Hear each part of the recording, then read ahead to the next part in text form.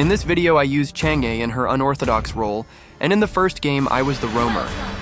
My build and emblem are still the same as the one I showed in the video I made about her a week ago.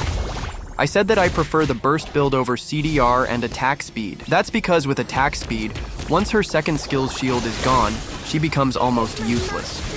Someone commented that no matter what build you use, Chang'e is useless without her second skill. That was actually funny because there were a lot of clips where I was able to burst enemies even without the buff from her second skill. Even in this video, you'll see that even without the shield, her skills still deal a lot of damage, especially when she has Lightning Truncheon, and your range is also farther with a pure magic build, because your main source of damage is your ultimate, unlike with attack speed where it's basic attacks. But attack speed is okay if you can free hit and split push, which doesn't usually happen if your enemies are smart and your teammates can't buy enough time for you. So our sea lion started making noise in this game and was already complaining about my roam Chang'e, saying I should be able to set. But does being a roamer automatically mean you have to be the setter? No. In fact, healer and damage roamers are actually better right now, especially in solo ranked games. Don't compare it to 5-man or pro scenes because that's completely different, and I'll explain why. If you're a solo player and you go tank, no matter how good your sets are, they're useless if your teammates don't follow up right away. And that's what usually happens. That's why many players are confused when they see a lot of support roamers in ranked games, but not in pro scenes. As a solo player myself, I also wondered about that. But honestly, support roamers are more annoying to deal with right now.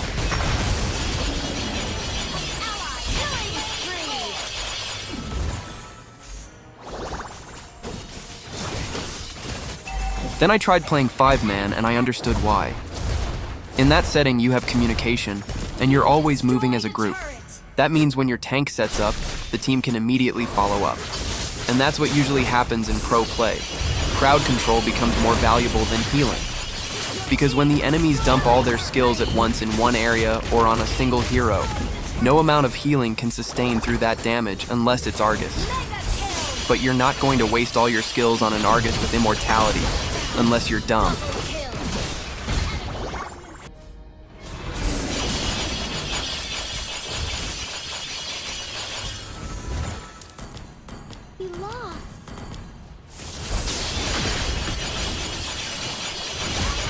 And even non-pro players can easily use support heroes properly.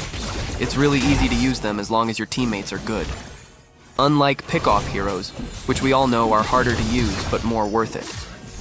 Pro players, on the other hand, can definitely bring out the full potential of a hero.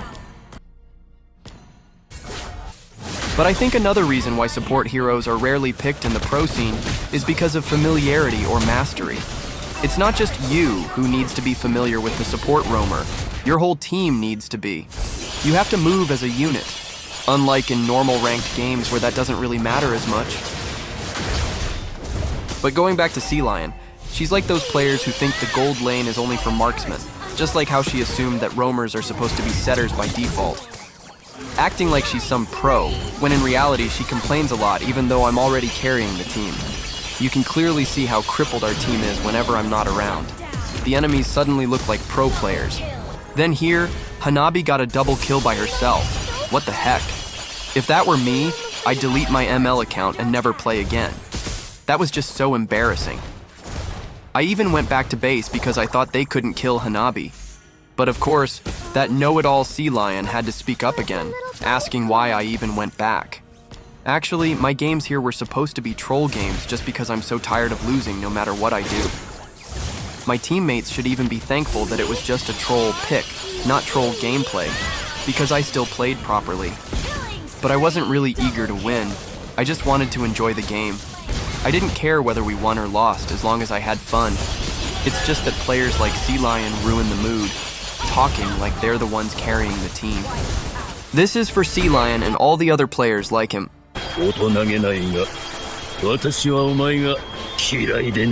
Anyways, let's move on to the next game. This time, I'm the EXP laner. It's not that hard since I mostly play in the EXP lane and I know the capabilities of the heroes here. As long as you don't get too close and you maximize your range, you'll be fine. Because if you get near EXP laners, they can easily kill you since they're very aggressive. The good thing about this role is you can clear waves fast, rotate quickly, and put pressure on the enemy. It's also better for pushing. Request backup. Okay. Killing attack.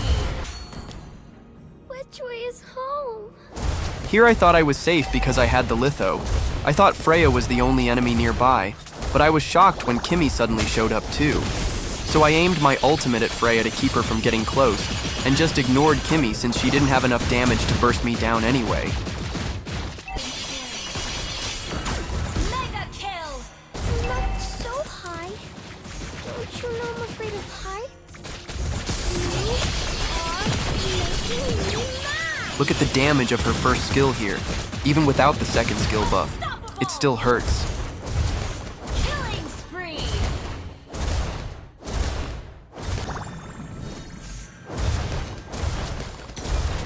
And also, look, even with a pure mage build, she can still push turrets really fast.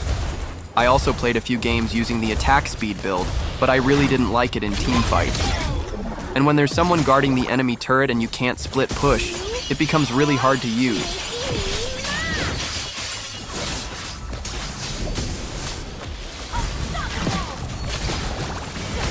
Kimmy even chased me here, and not gonna lie, this is the best flame shot I've ever seen, even if she ended up getting the kill. Here, Hanabi was pretending to be a bush, so before she got addicted to it, I took her out. Then here, Lancelot missed his first skill, which means he couldn't do his unlimited dash combo, and that skill has a long cooldown, so he became an easy target. This is why I always say you should also know the skills of your enemies if you want to dominate the game, even just the basics. It's not enough to only know the hero you're using.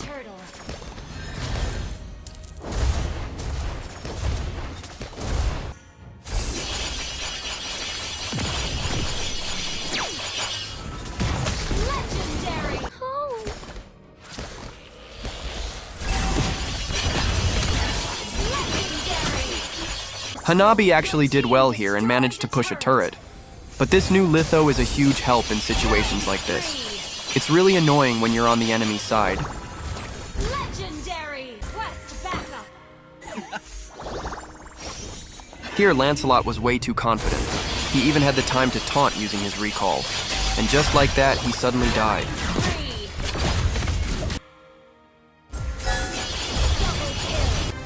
Victory.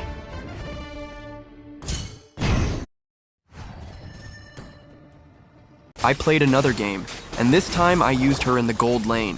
This isn't like XP or roam, because Chang'e is definitely usable in the gold lane. But I swear, many players will still complain the moment they see a gold lane Chang'e just because she's not a marksman. But if you're going to use an unorthodox pick, make sure you play it well so your teammates won't have a reason to blame you.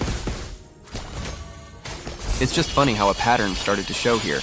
When Moskov gets ganked by their roamer, they can't kill me. But when it's my teammate who visits, he ends up getting killed.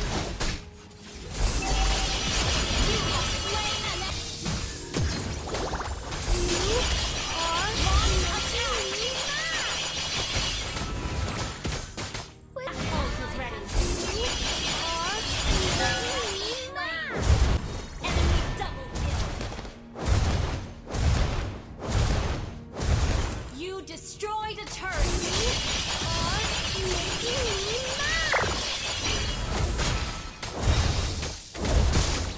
It's funny because they're always the ones who end up low HP whenever that happens. They can't kill me no matter what, even if all three of them gang up on me.